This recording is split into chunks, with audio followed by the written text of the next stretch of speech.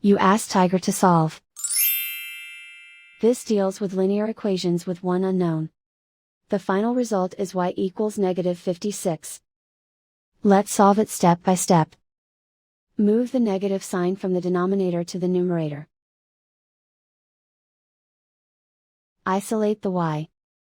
Multiply both sides by 14.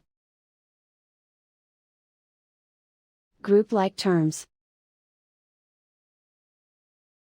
Multiply the coefficients. Simplify the arithmetic.